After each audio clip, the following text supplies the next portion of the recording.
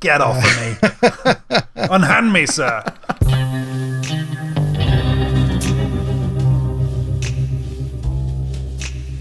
My name's Arber and welcome to this week's episode of the Formica Table podcast, where we'll be discussing episode 14 of Twin Peaks The Return. I'm back doing the hosting and the editing duties, so many thanks to Mark and Killer Rob for keeping the show on the road whilst I was on holiday. Apologies if I sound a little rusty, but Rob, tell the fine folks about yourself. Oh, hi, I'm Rob Valentine, and I'm like the Blue Rose. And Mark? Hello, I'm Mark, and people say that I'm the dreamer, but I'm absolutely certain that I'm not the only one. Awesome. Right, well, let's get straight into it. Rob, give me your sort of like general overview of the episode. I've blanked. No, it was really good. I have very little to complain about this week. No, I really enjoyed it almost entirely. There are a couple of little duff bits, and one thing I think's a really disappointing misstep. But apart from that, it was the second good episode in a row, and I feel like I'm now watching the Twin Peaks third season miniseries that this probably should have been all along. And that's it. I wasn't as enthusiastic about last week as you two were, or I can't remember how you were feeling about it, Jason, but I remember Rob was more, because normally we're in sync, but last week I was a bit... This week, few bum notes, but generally I agree with what Rob is saying. Basically an unusually decent, smooth running episode. In fact, I would say that it was the fastest episode yet. It zipped by for me. I think it was like the penultimate scene of this episode, and I looked at the time for the first time during this episode, and I was astonished how quickly everything had gone by, and that never happened before on this. Usually I'm looking at the time going, fucking hell, still half an hour to go, but so that was pleasant. So that's a good sign. That's definitely a positive thing. I wonder if it's got anything to do with the fact that apart from the FBI bit in Buckhorn at the beginning, this episode was set entirely in Twin Peaks. No, I just think it was better paced than previous episodes, and the scenes didn't outstay their welcome. I said less location than the writing was good, to be honest.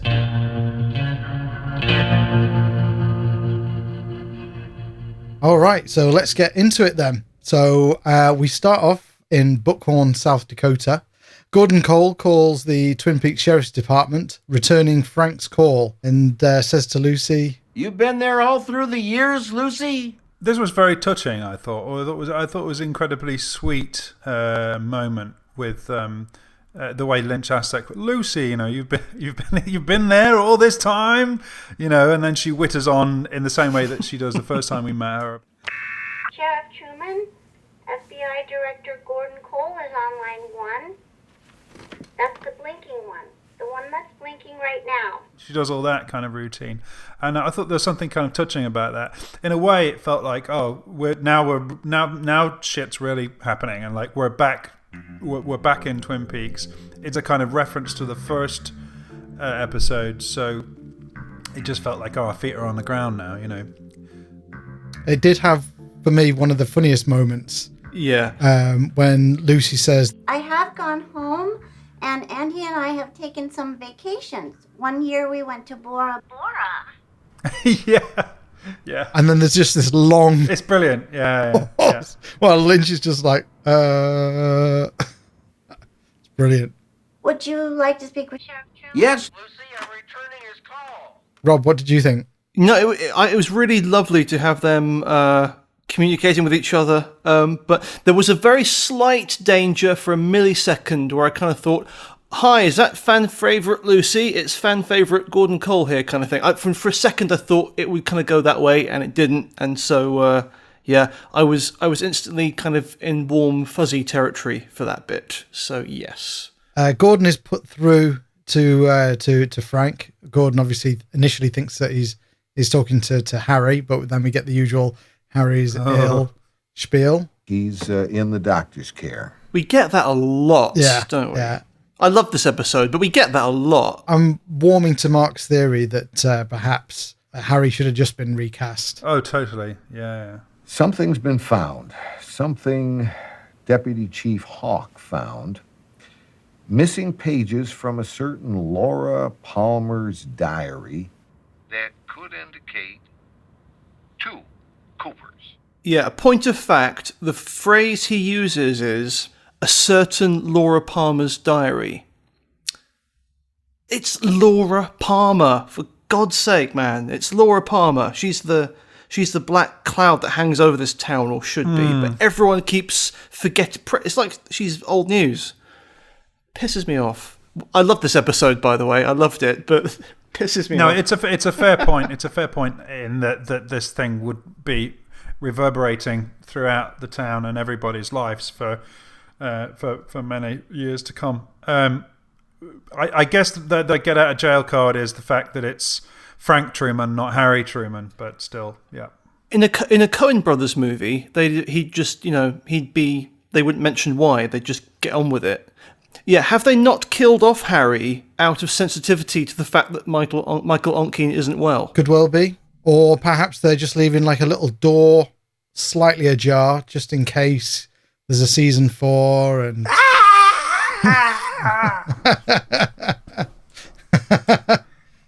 Sorry, no. Mark? There was a time portal just opened up in my bathroom and I almost got sucked right in there. It's okay, though. I'm still me, I think.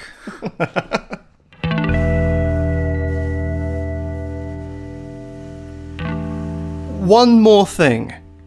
Frank doesn't mention the hotel key given to him by Benjamin Horne. You'd have thought he would, unless Ben Horne hasn't given him the key yet. Oh, you mean because of all the time jumping around? Yeah. Oh, I mean, funnily enough, I didn't.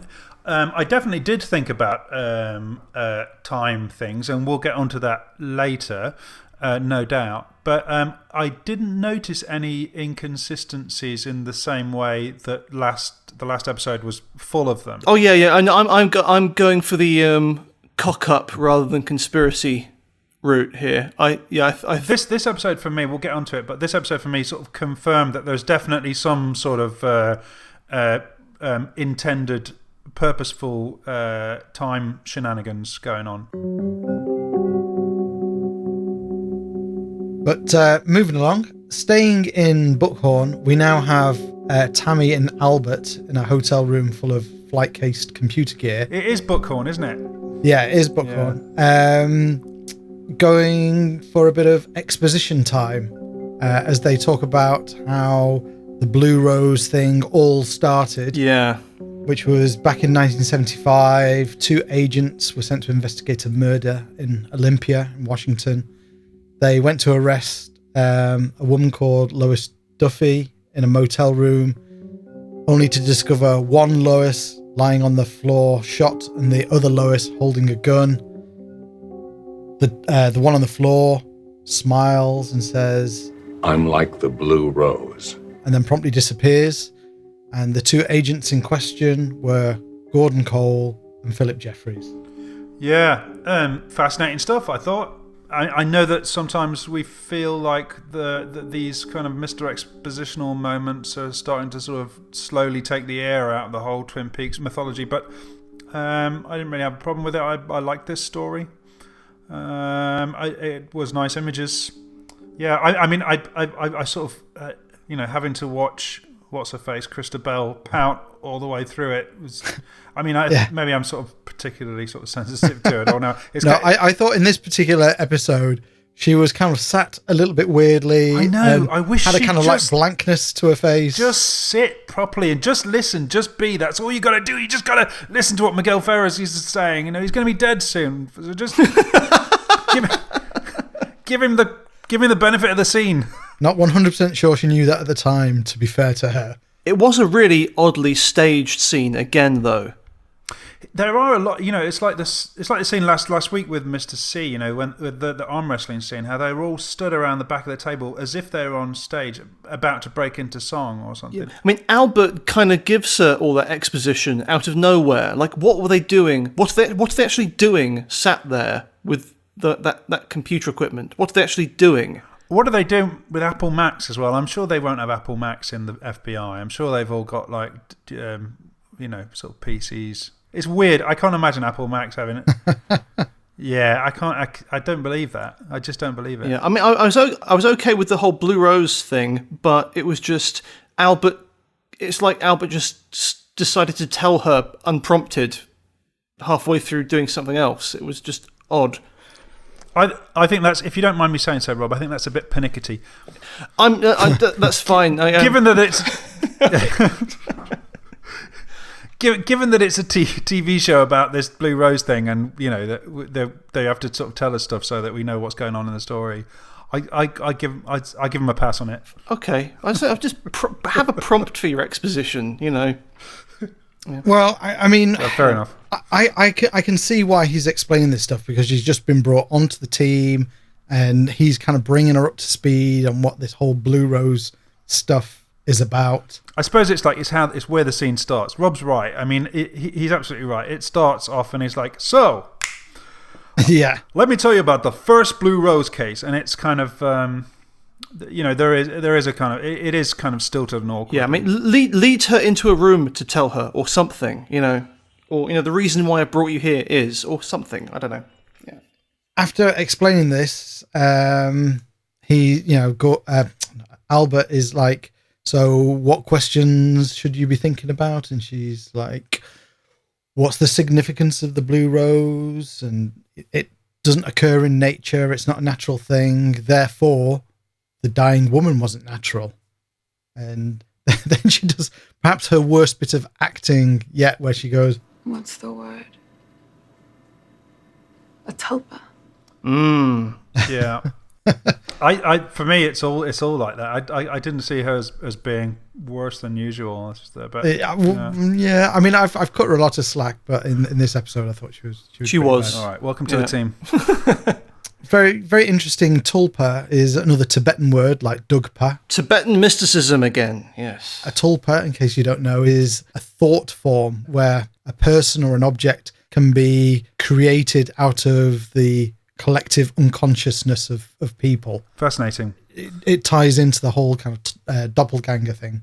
Very nice for the Tibetans to have a useful word like that for Mark Frost to use. Very, especially given Cooper's penchant for Tibetan stuff. Yeah, I approved of that. So very interesting. And then Cole bursts in saying, coffee time. Casual sexism in the workplace. Dana Scully would not have smiled and gone off to make it.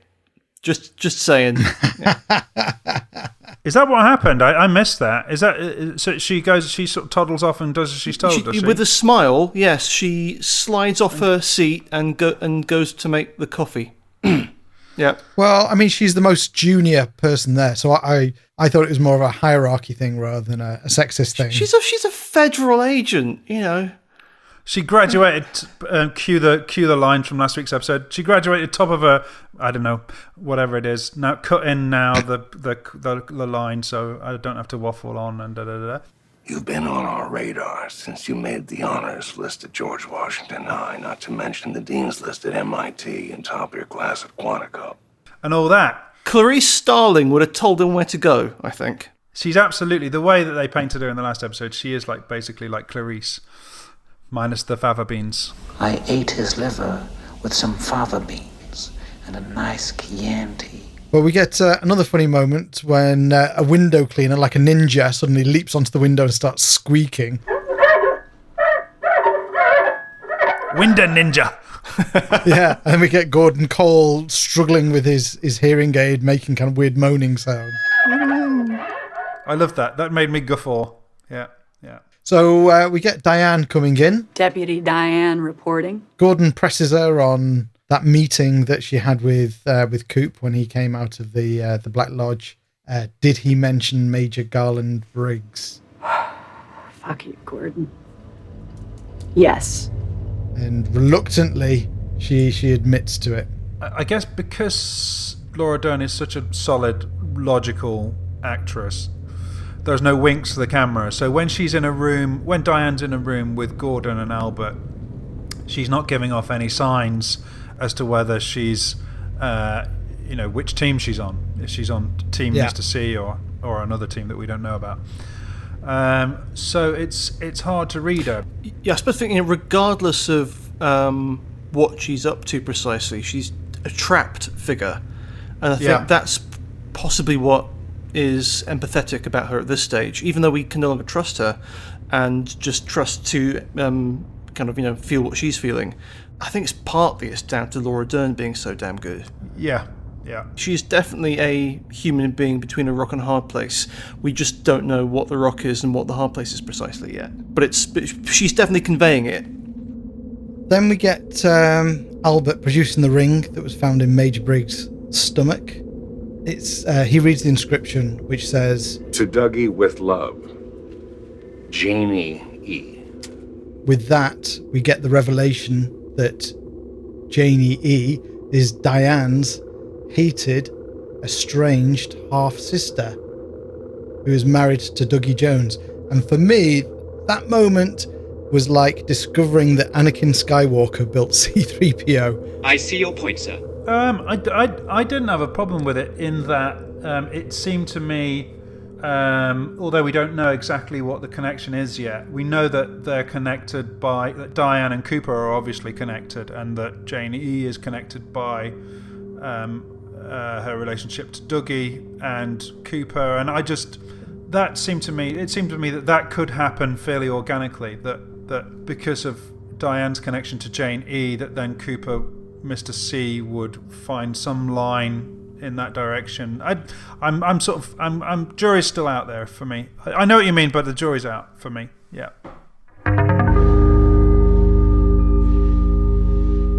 With this revelation, Gordon Cole immediately gets in contact with the Las Vegas FBI office and gets through to Special Agent Randall Headley, played by J.R. Ferguson, who played Stan Rizzo on Mad Men. And they want Dougie Jones and Janie E for double homicide, and they should be considered armed and dangerous, as Gordon puts it. Put caution in the shotgun seat. Yeah, I wrote that down, and I liked that line. Yeah, I thought it was a good line. And then Agent Wilson asks, how are we going to find the right Dougie Jones? And then we get this bizarre thing of Headley, smacking his fist on the desk, going, Wilson, how many times have I told you? This is what we do in the FBI. That was my second proper laugh of this entire series in as many episodes. I think I am Wilson. Yeah.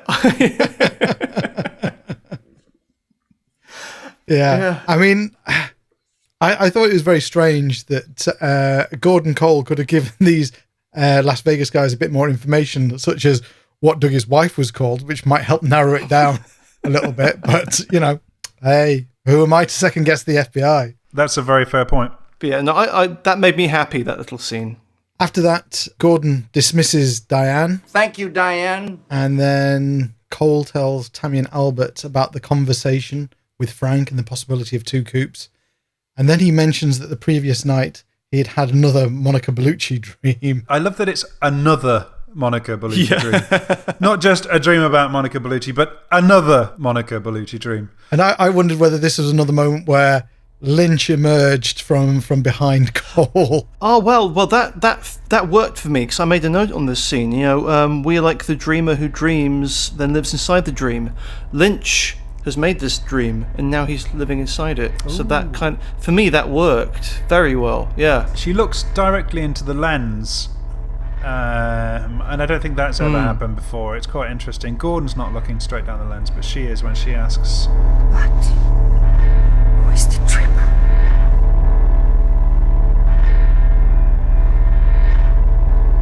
But who is the dreamer?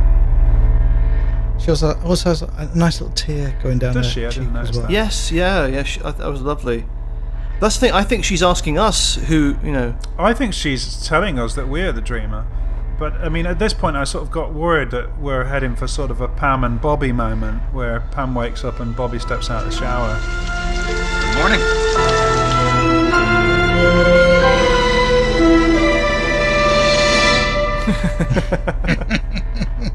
No, it did lead me to think about where things are going. I wondered if somehow we end up with Laura Palmer waking up, 17 years old. That would be... I would not be happy with that scenario, I can tell you now. With Donna at the door waiting for her to join her on the walk to school. I had the strangest dream, and you were there. Yeah, and you were there. And this kind of all this confluence of events and sort of time displacement and travel, and has kind of led to her not being murdered. Well, I have to say, I'm pretty sure that's not going to happen, though. But it does feel like it's giving that sequence, that dream sequence, is giving us permission. It's entering different territories that kind of permit other kinds of things to happen, perhaps. Also, that Laura Palmer is sort of somehow she's knocking at the door of Gordon Cole, quite literally in one of the episodes. Yeah. At the consciousness of Gordon Cole, and she's still around. She's still kind of hovering above all this, and I wonder, where is that going? How are we going to give Laura Palmer her ending? Her conclusion. Monica Bellucci looks over Lynch's shoulder, and he turns around to see what she's looking at, and then we're transported back to the old FBI offices in Philadelphia. Yeah. Gordon, it's 10:10 a.m. on February 16th. Where Philip Jeffries turns up from Firewalk with Me. David Bowie doing a very serviceable Mark Walker impression, I thought. I'm not going to talk about Judy. In fact, we're not going to talk about Judy at all. We're going to keep her out of it. Ironically, they did. Who was Judy, actually? That's probably why they didn't use that bit. Judy is a woman he's meeting in, is it Buenos Aires? At the hotel. Turns out that it's, what's her name? Yeah, Josie's sister. Judy is Josie's sister. I'm just repeating stuff back at you, but I'm just surprised. Okay. Wait a minute. Josie is Judy's sister? Yeah. Mm-hmm. Okay. So, what we were talking about? Oh, yeah. We've got David Bowie making an appearance as Philip Jeffries. The line that David Bowie says is slightly different from the one in Firewalk with Me. I thought so. Yeah, it's like an alternative take, isn't it? Yeah, because in Firewalk with Me, he says, "Who do you think this is there? Who do you think this is there?" Whereas in this, he points to Coop and says, Who do you think that is there? Who do you think that is there? And curiously, it was revoiced by an actor called Nathan Frizzle. Now this is really something interesting to think about. Wow, man. You've really been busy, haven't you, in the last sort of 48 hours? I have. I've been doing a lot of research today. So it's not actually David Bowie's voice at all. It is an American actor, Nathan Frizzle. How the hell do you find this stuff out? I really don't know. Well, how I found out was that in the credits, it's got somebody credited as voice, who is this guy, and I was like, huh. And as I do with all the new people in the show, you and your credit reading, I Googled him, and then I found his Twitter page where he said on his Twitter page, "Finally, I can reveal it. I revoiced David Bowie on Twin Peaks." That's not a bad gig. Yeah. And then, like half a day later, he'd taken all his social media down. So maybe he got a rap on the knuckles for admitting that. Oh, slaps. Yeah. But still, if he's in the credits, I can't see how it's a big deal. But yeah, exactly. Weird. So that's how I tracked down that particular thing. Nice one, Detective Arber. Yeah. Cool. Yep. Correct me if I'm wrong, but this felt like a slightly extended clip than actually appears in Firewalk with Me itself. Yeah, it's from the missing pieces. It's yeah. Yes, that's what I thought. Yeah. I thought it was different. Felt a bit different. Yeah, but okay, now we at least have Philip Jeffries in this. But one thing that is really unavoidable, thanks to this, is that Firewalk with Me. We will have to come into this later in the episode, but Firewalk with Me is going to have to be now a completely unavoidable part of the conversation, talking about this episode in terms of characters who haven't appeared in this episode yet. But I loved all this because this is the nuts and bolts of Twin Peaks. But one of the things that I thought about when I found out that they'd used another actor to revoice Bowie was, does this mean that we might get more Philip Jeffries scenes, like Philip Jeffries on the phone, or using this guy or using other footage that they can revoice using this guy? And because we've already established him as that voice, we're going to buy it further down the line when we hear from Philip Jeffries again. Yes. Yeah. Am I the only one that actually I didn't even realise that I didn't realise that he was being voiced over at all? I thought it was an excellent impersonation. No, I was sold. I didn't realise. We visit the Twin Peaks Sheriff's Station, and we've got Andy lining up some boxes with Hawk, and Bobby comes in with coffee and sandwiches. I was instantly hungry. And we have turkey and cheese, ham and cheese, roast beef and cheese, and just cheese. And obviously, Andy gets just cheese. Turns out later, Frank has roast beef and cheese, leaving us with the biggest mystery in Twin Peaks as who out of Bobby and Hawk gets the turkey and cheese and the ham and cheese. I mean, I don't know. That is the biggest mystery for me. Well, Hawk's Native American, so he's probably not going to want to eat the turkey, is he? On the sandwiches, this is leaping ahead a bit. I do like the way Sheriff Truman selects his sandwich from the... Oh, you noticed that too. I loved that. It's just the way he slides it out from the row and then taps it a little bit. He does like 3 taps with his thumb on it. Yeah, it just felt like that's how a man gets his sandwich out from the selection. There's something wrong with you boys. No, there was something really just purposeful and economic about the way he picked his sandwich up. I thought. Please leave all of this in because it is absolutely pertinent and fascinating. Well, no, I just imagine it's the kind of detail that Robert Forster probably thought about quite hard. I imagine he is a hard thinker. Let's get back to the podcast, yeah. Anyway, the next key thing that happens is that Chad comes in and is suddenly arrested. Where are you guys going? Up the mountain. And you are under arrest, Chad. Fuck! That was terribly exciting. But I want to know what it is that they think he's done. Because obviously we know several things that he's done, but what do they know that he's done? Well, seeing as they've said we've had our eye on you for a long time, I'm guessing it's the drugs thing, not the stealing the post thing. Right, okay. But after that, we get to go to Jack Rabbit's palace. So something chilling about that structure, that tree structure. It has like kind of 2 little horns on top of it or something. There was something definitely creepy. I don't know. Maybe was it me? Was it just me, or was there something?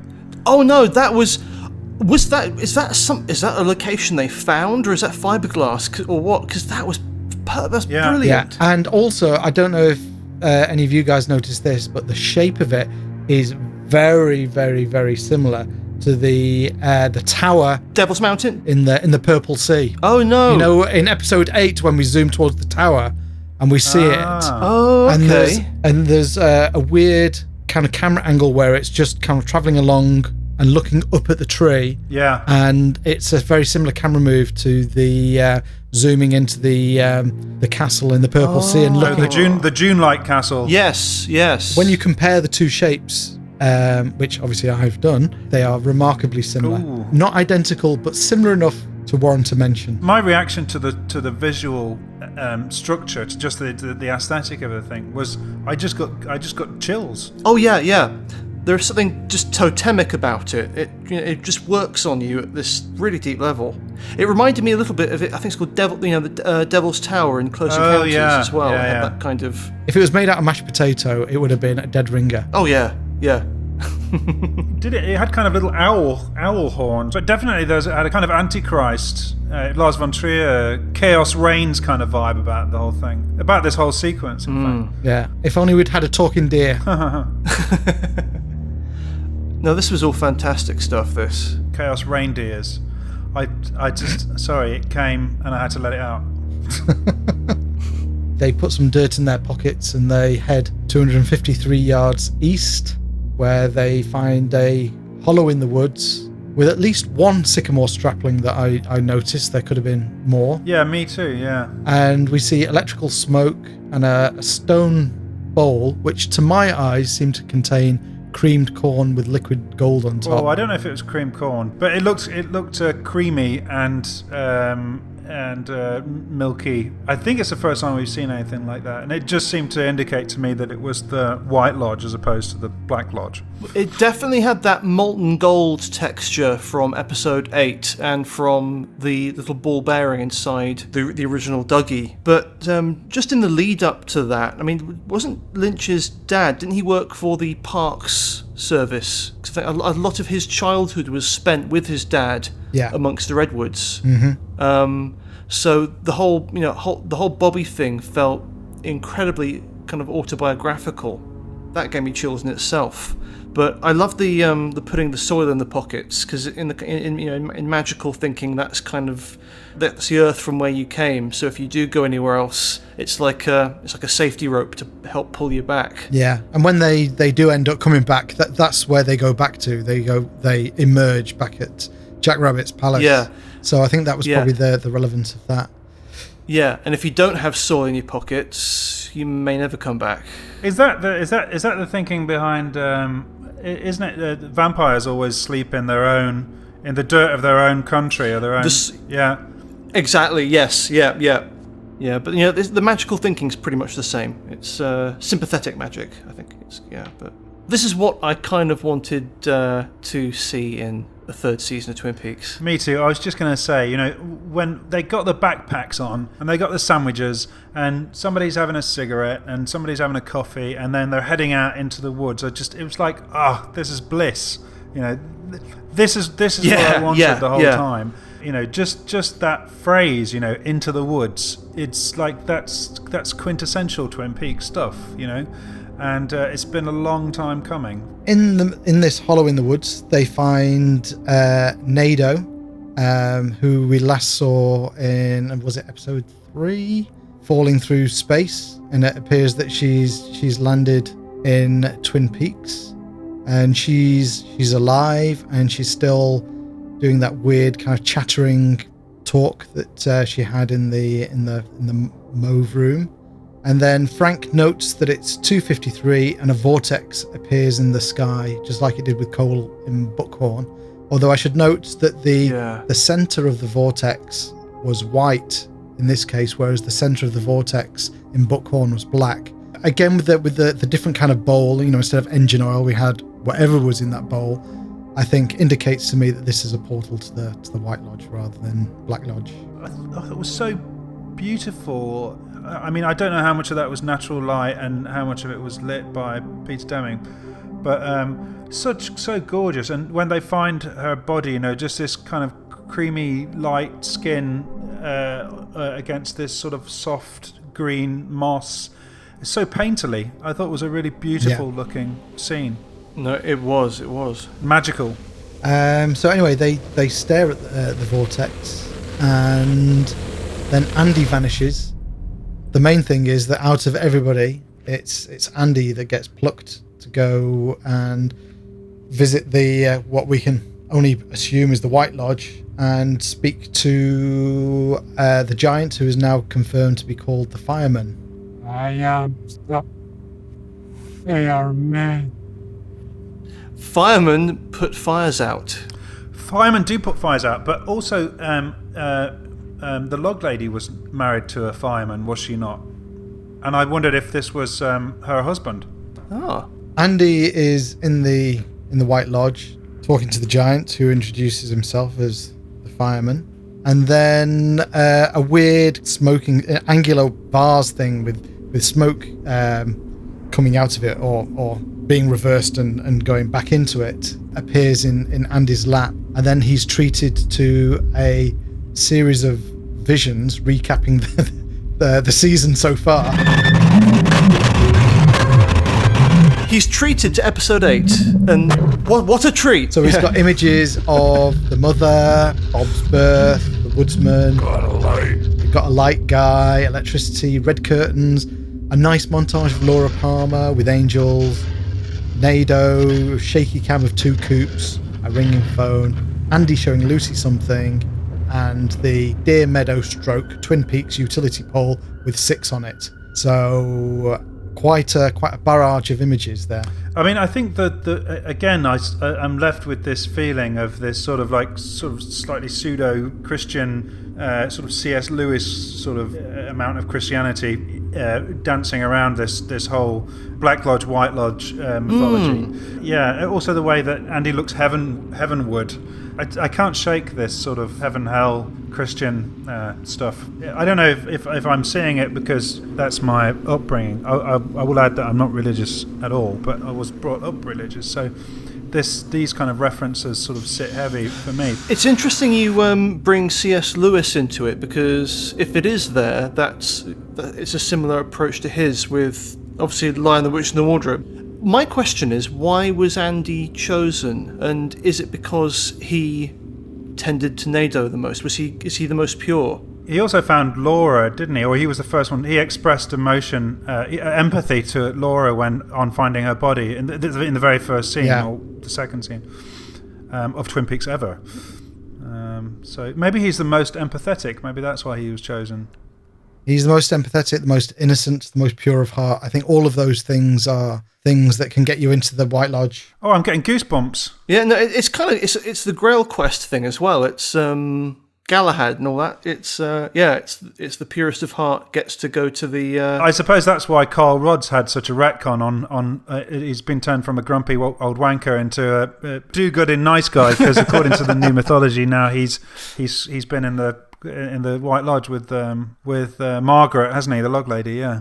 Oh, I remember now why I mentioned this Christian stuff. Did you notice that when they show you the lamp post, I'm not going to go on about travelling down telephone wires, although I haven't let it go.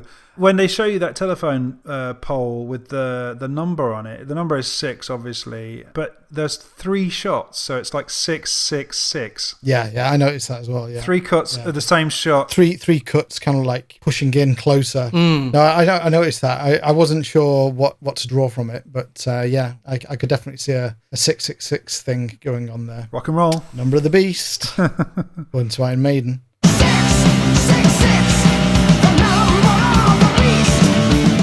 And the Bible, Jason.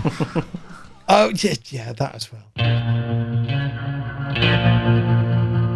So after he's been shown the vision, Andy is snapped back out of the White Lodge and reappears with the rest of the guys who seem to be forming, like the woodsman, just like the woodsman, coming back into reality again. I mean, at this point, when they're all this exact moment that you're talking about here, it made me think a lot about what we were talking about last week in terms of the time displacement stuff, and the fact that maybe various timelines and possibilities are credible, and that time is not linear around Twin Peaks, and especially since this character, what did you call her? Nando's.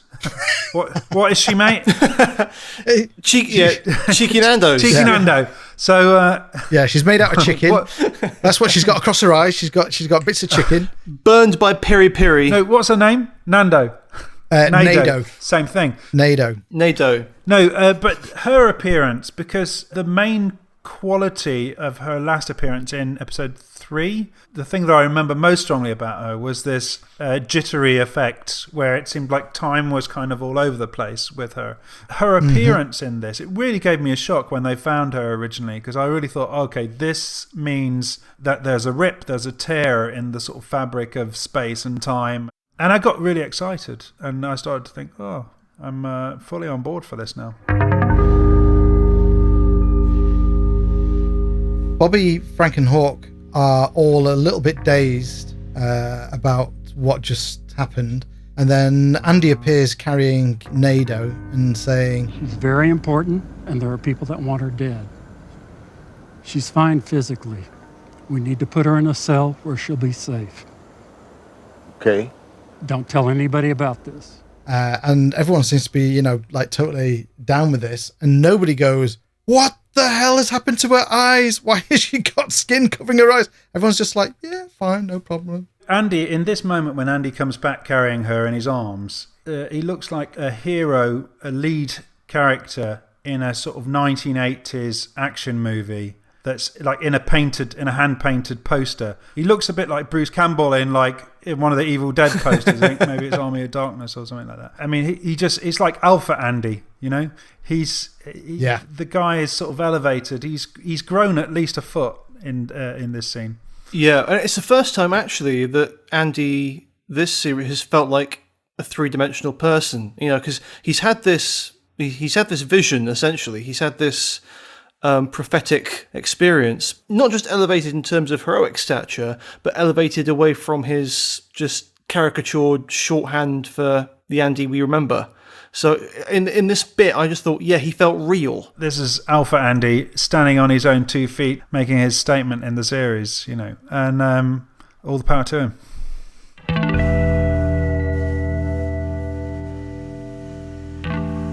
Next, we go to the Twin Peaks jail, where Lucy is giving Nado a dressing gown, and Andy locks Nado in a cell. Also in the jail is Chad, and someone who is listed in the credits as Drunk, played by actor Jay Aseng. Oh, okay.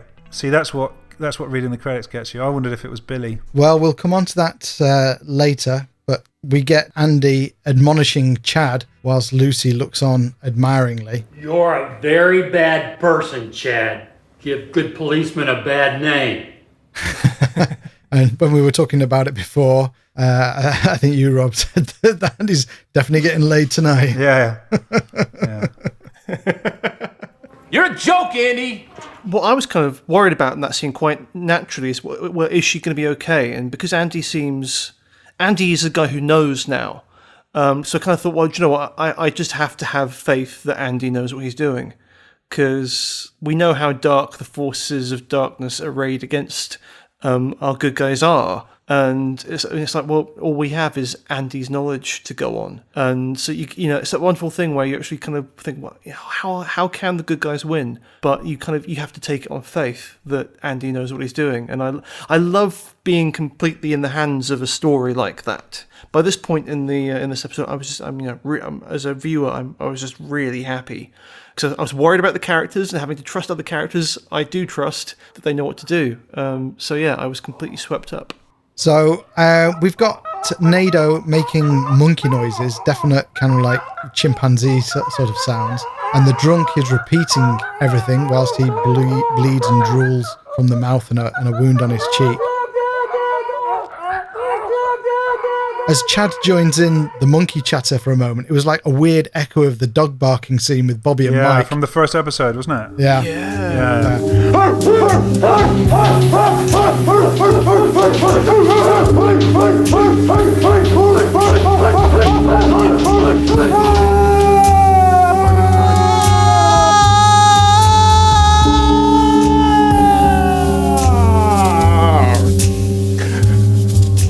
After that, we go to the Great Northern Hotel, where it turns out that James and his walnut-crushing rubber-gloved friend Freddie Sykes, played by Jake Wardle, rhymes with Dick Van Dyke. Yes, whatever you do, keep a straight face. Bloody hell. Okay, of course his name would be Sykes. Jesus, yeah. Yeah, so they're night security guards. They're waiting for a delivery.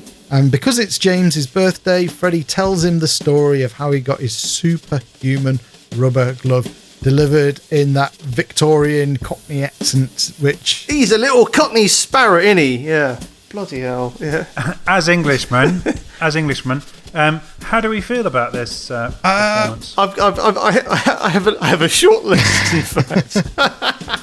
I was just jotting down stuff as I went, but bloody hell, yeah. He's a typical American TV Cockney, from London Town. London Town, East End. Who talks about the East End outside of Dickens these days? I mean... Well, the actor himself is English, from London. I know, but Brits go to America, then they start whoring the accent. That's what happens, and that's what he's done, obviously. To me, it's in the writing rather than... Oh, no, it's in the writing. He talks about a package of gloves. You know, it would be a packet or a pack. Package. It's like, it wouldn't be a package. And we don't say clerk. Exactly. Yeah, he should have piped up a bit, shouldn't he? And said, you know, And who says Landon Tan as well? Nobody says Landon Tan. Yeah, and how old's he? And no one uses rhyming slang apart from middle class people these days. So he'd be speaking MLE. Yeah, as well. He'd be like, yeah, you know what I mean, bruv? You know, he'd be like this, you know. Yeah, all my days. Yeah, nice one, bruv, innit? Wicked. Yeah, so I got my ass down here, innit, to like Twin Peaks. Yeah, for real. It's Exactly. well That's good. how people in London talk. David Lynch has missed a trick, Mark, by not finding out about you sooner. Fucking hell.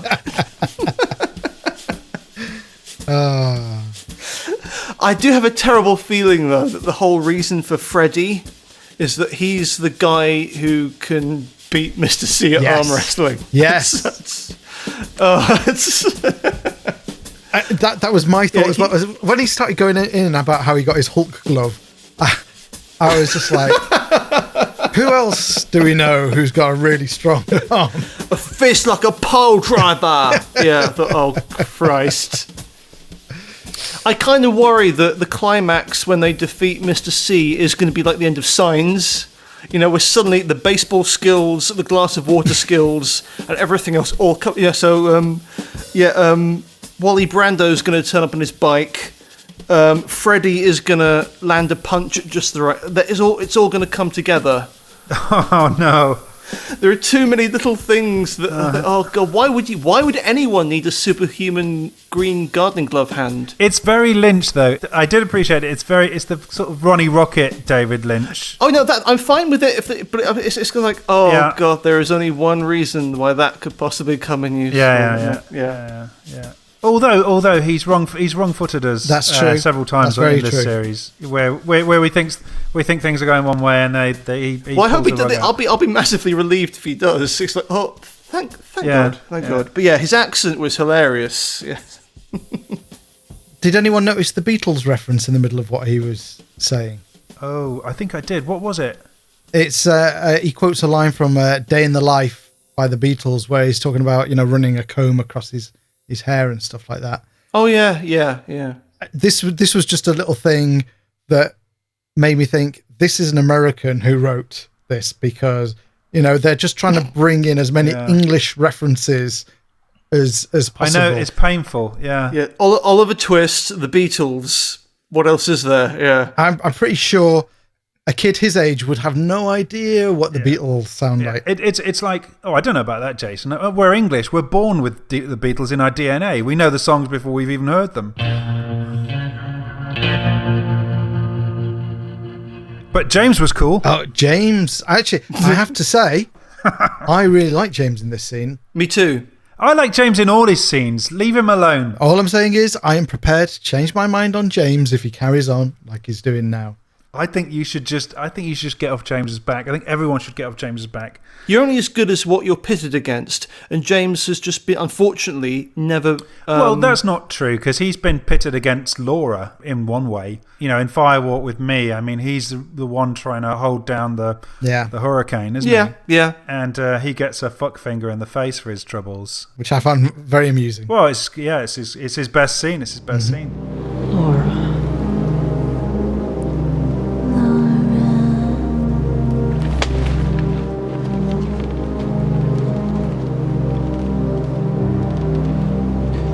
You always hurt the ones you love. And, he sort of laughs at her. I think he's very cool in that scene. For me, it's the character, not the actor. So, I would say if he can bring it in scenes like this, then I'm fine with him. It does make you wonder about the chronology of events, because sitting there and the pair of them are sort of having a chat, and then he says, "Oh, never mind, it's just a couple of hours, and then we can get off down to the roadhouse." It seems so much like it's made to cut with that scene that we saw ages ago. Because then Renee sees him and says he's cool. Then the song. Yeah, probably more time being displaced a little bit, perhaps. That bumps into my problem about, if you are going to do the whole time displacement thing, you cannot afford to be sloppy anywhere. So that means slapdash. So that means that if you're going to do something that tricksy and clever, and you've got to be precise, you cannot make mistakes anywhere.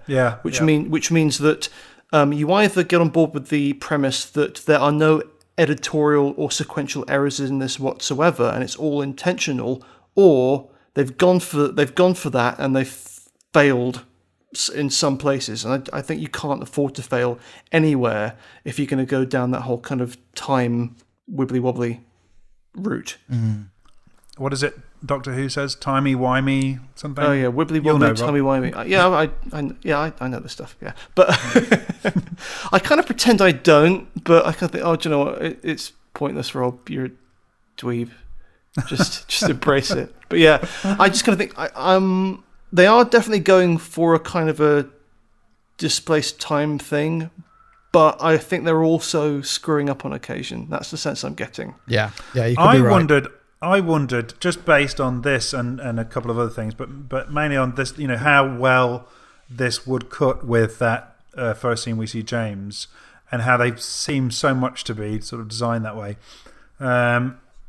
I did wonder actually if there was the initial concept was like Firewalk with Me, in that we deal with the Blue Rose stuff, and then we end up in Twin Peaks. Yes. And then when they started to put that together, it just felt like, oh my God, we got to get to Twin Peaks faster. And then they started to pepper in scenes like with Jacoby getting his spades delivered, and these two turning up at the roadhouse, and just to sort of, just to start to sort of sprinkle that in, because it just didn't work. I think you could be onto something there, Mark. That really instantly has a ring of plausible truth to it. Yeah. Yeah, I think you might have hit the nail on the head, mate. Yeah.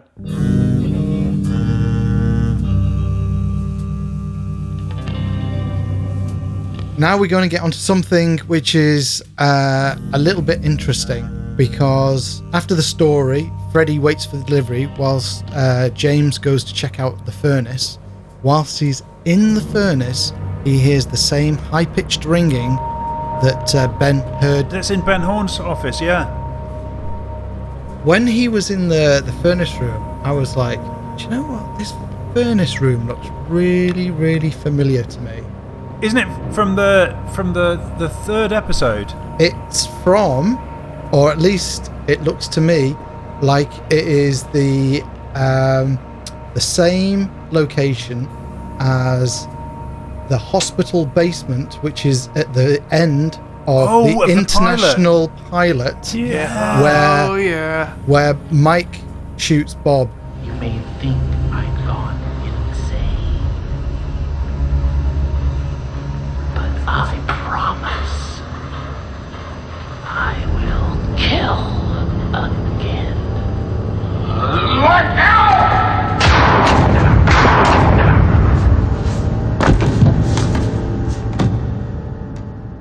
And so I got up the international trailer, and I got up that thing, and I was comparing the two places, and if they are not the same set, you could easily cut between those two sets, which made me think, are they going to use... Jason Arber, you're blowing my mind right now. Are they going to use footage of Bob, which has never been seen in the original series, only the international trailer, in the return? And I just went, oh my God. Yeah. I don't know whether that's going to happen or not, but they could do it.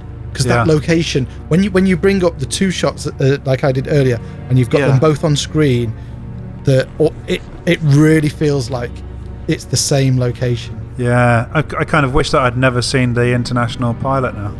yeah, because imagine how your mind would be blown if you'd never seen the international pilot, and then all of a sudden there's footage of Bob you've never seen before suddenly in the return. Yeah, no, I remember that, because it was that through the darkness past through the, what was it, it's that I'm sure you'll find it and cut it in, so there we go.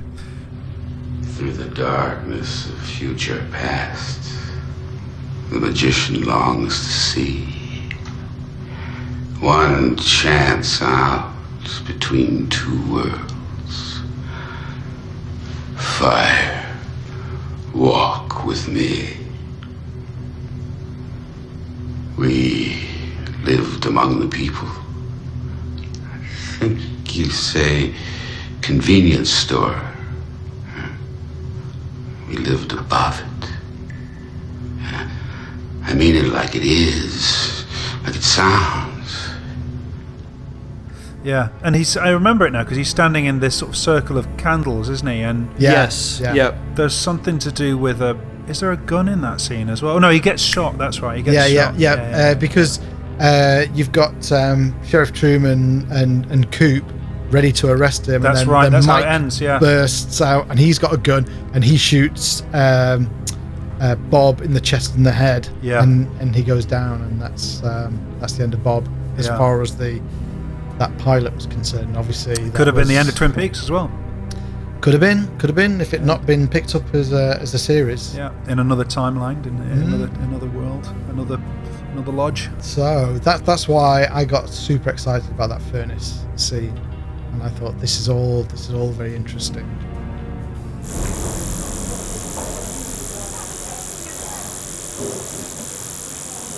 Well, what we move to next is Elks Point Bar number 9, which is presumably in Twin Peaks. I have no idea. And we've got Sarah Palmer enters the bar for a smoke and a Bloody Mary when she's approached by a greasy trucker. You drinking all alone tonight?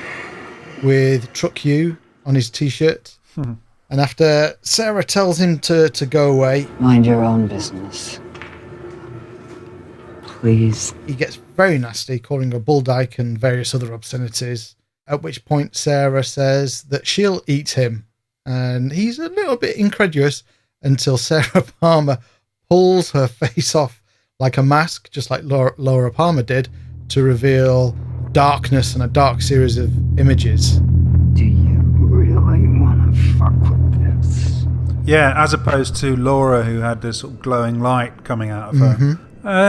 Yeah, I mean, when I talked earlier about bum notes, I was referring mainly to this and that Cockney geezer. Too. Yeah. Was it last week when there was that scene with her standing at the door?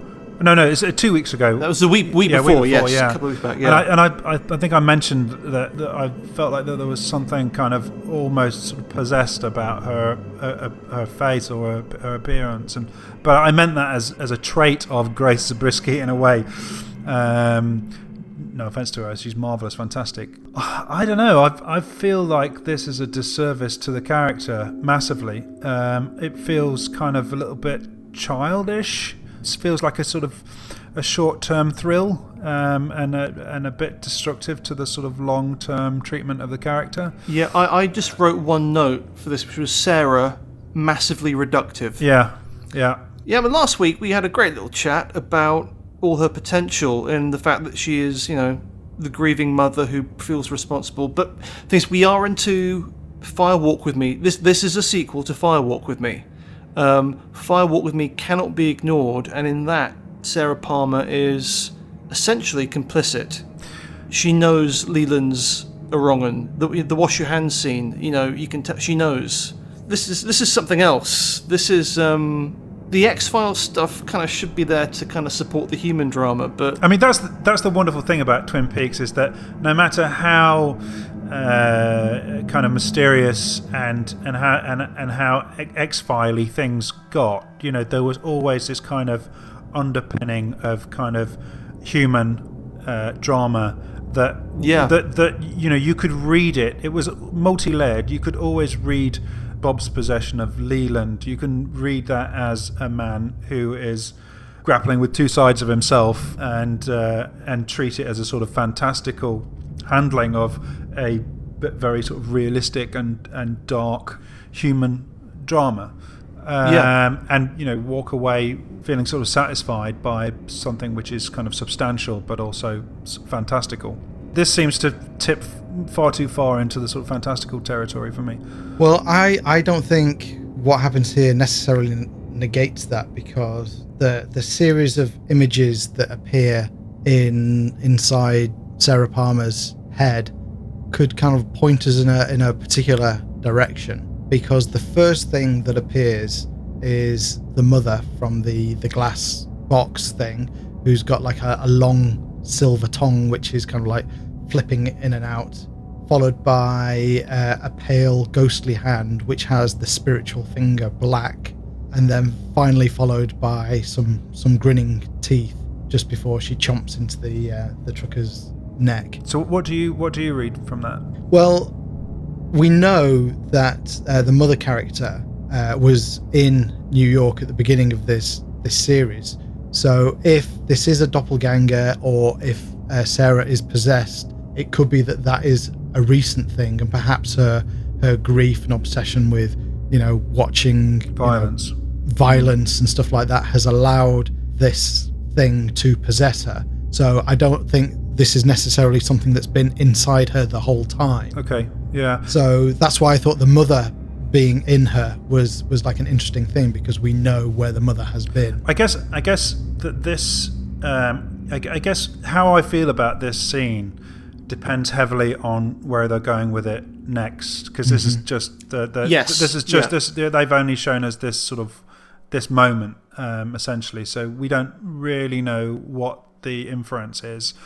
The point is, I suppose, as you say, Rob, Sarah has to be in some part culpable for the abuse of her daughter, as any parent would be that was in the same house as this stuff going on. Or no, it does depend whether you're looking at the film or the TV series. Even still, I think if that sort of stuff was going on, there is no way, drugged or not, or whatever way you choose to excuse it, you would have some sense of it happening.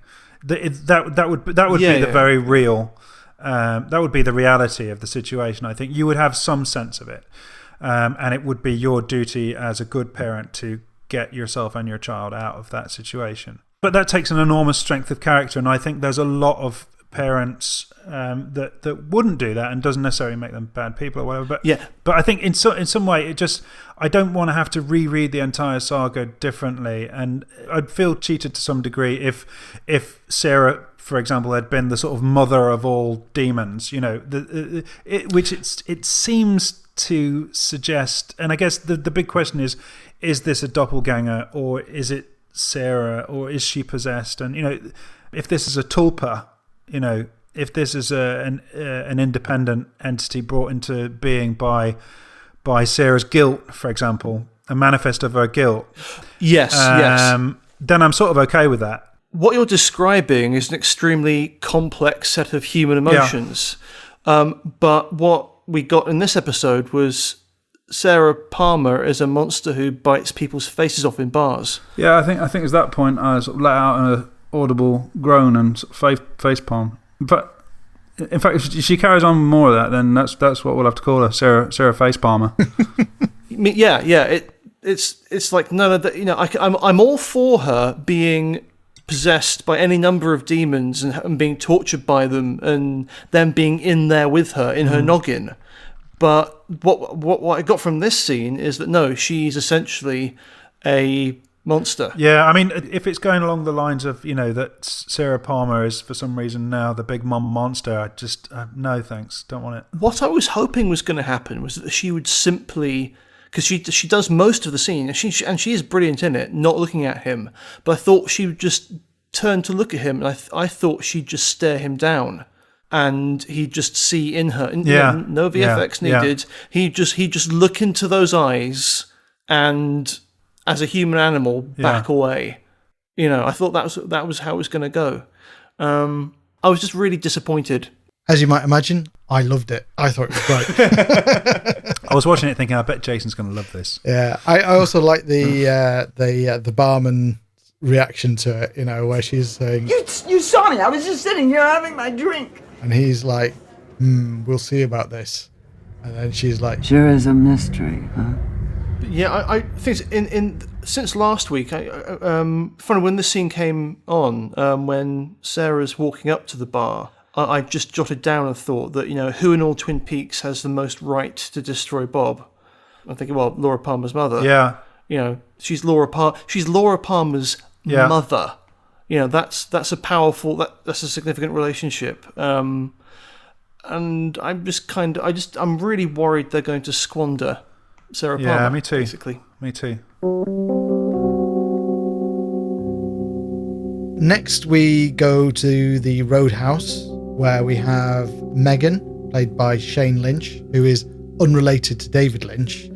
She's actually the daughter of actress Kelly Lynch, but that's just an aside, who's talking to Sophie. Who's actually related to Lynch in that she's his wife. Yeah, they met on the set of Inland Empire. and was also in his terrible short Lady Blue Shanghai. I can't be here.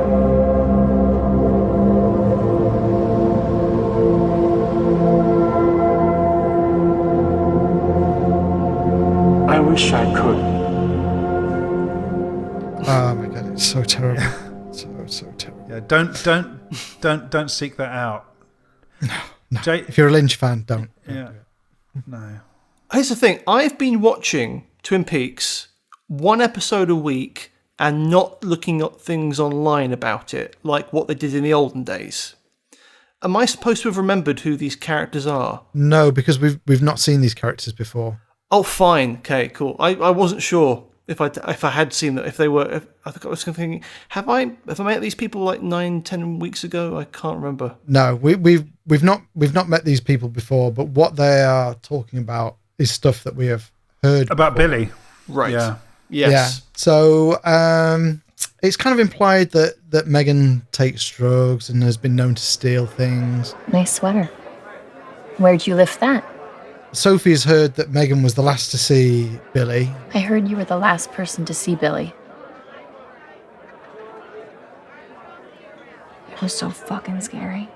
And Billy was in the kitchen with Megan and her mum.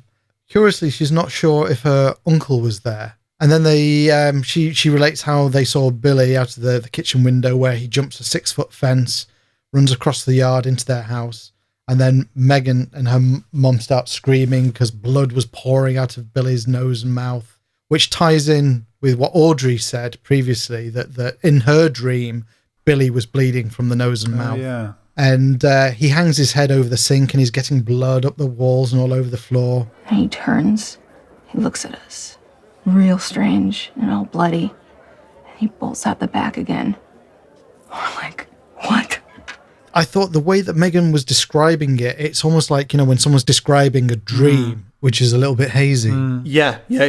And, it all felt very indistinct. And Sophie says, so why didn't you tell anyone? And Megan says they didn't know what to do and what was going on with Billy. And at that point, when Megan admits that her mum was having a fling with Billy, and then we get this dramatic... Dun, dun, dun. What's your mom's name? And I swear to God, I thought she was going to go Audrey. Me too. I thought it was going to be Audrey as well. But it turns out it's Tina, who's the person that Charlie, or Audrey's husband, was talking to. And on not the phone. telling her what the conversation was afterwards. Yeah. Not telling Audrey. Yeah. And as soon as Tina's name's mentioned, we get this brooding, droning music starts, which really amps up the tension. And then Megan starts talking about how her and her mom started cleaning up the blood.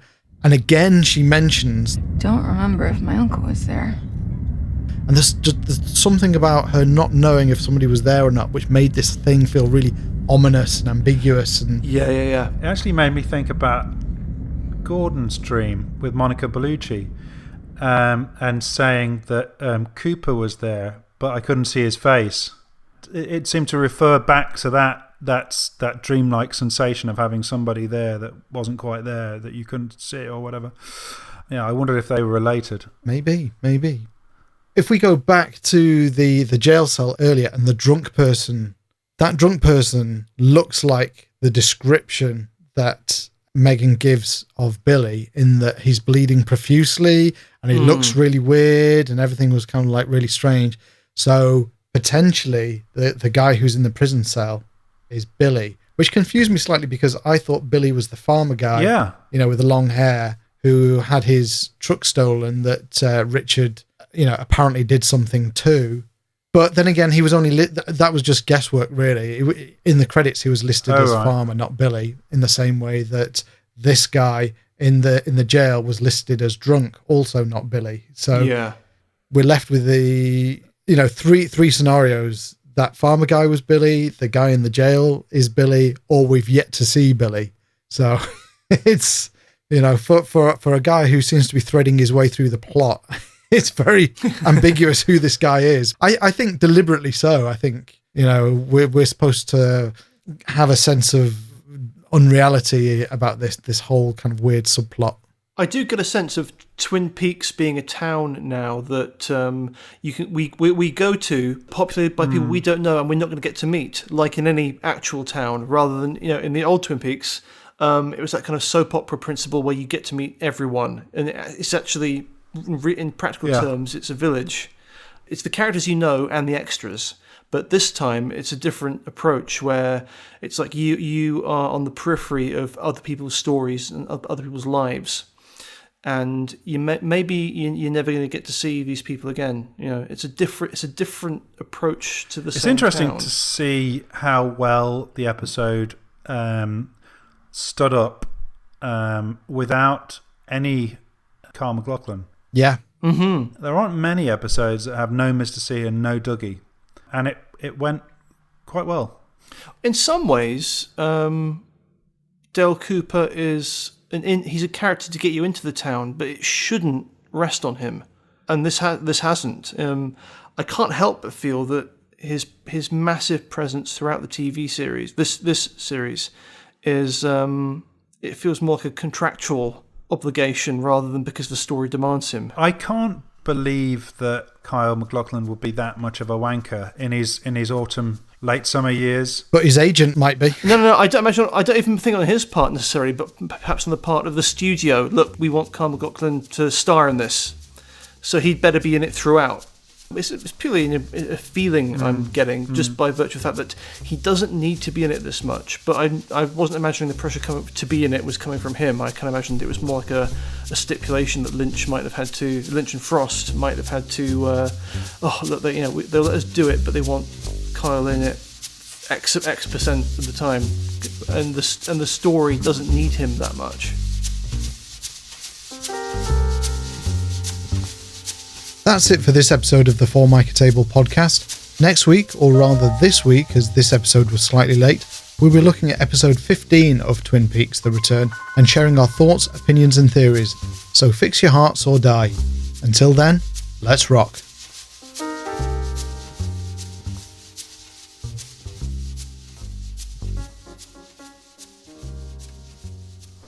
And now, it's time for...